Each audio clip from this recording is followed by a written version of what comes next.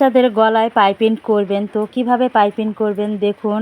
একটা টুকরো কাপড় নিয়ে এভাবে ওরফ করে ভাঁজ দিয়ে নেবেন যাতে আড়াআড়ি হয় কাপড়টা। তো এখানে আমি 1 ইঞ্চি 2 সুত পরিমাণে ভাঁজ দিয়ে কাপড়টাকে কাটিং করে নিয়েছি। এখন বডির উল্টা পাশ থেকে আমি পাইপিংটা জয়েন করব।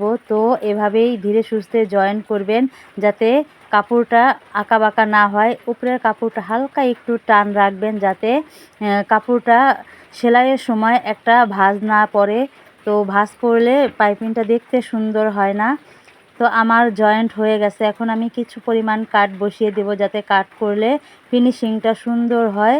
তো সেই জন্য ভিডিওটা যদি ভালো লাগে আপনারা আপনাদের টাইমলাইনে শেয়ার করে রাখতে পারেন। পরবর্তীতে দেখে দেখে এভাবে আপনারা বাচ্চাদের হাফ বডিতে পাইপিং করতে পারবেন গলায়। তো আমি পাইপিংটা আপনাদের মাঝে শেয়ার করলাম, কেমন হয়েছে সবাই জানাবেন। তো ভিডিওটা যদি ভালো লাগে পেজের সাথে থাকবেন। আমি প্রতিনিয়ত সেলাই কাজের ভিডিওগুলো দেই। তো এই ভিডিওতে আপনারা কিছু হলেও শিখতে পারবেন। অনলাইনে কাজ করলে পুরো কাজ না শিখতে পারলে কিছু কাজ শিখতে পারলে সেটাও ভালো। তো এভাবেই আমার পাইপিংটা জয়েন্ট হয়ে গেছে। কেমন হয়েছে সবাই জানাবেন। সবার জন্য রইল অপরন্ত ভালোবাসা। ধন্যবাদ সবাইকে।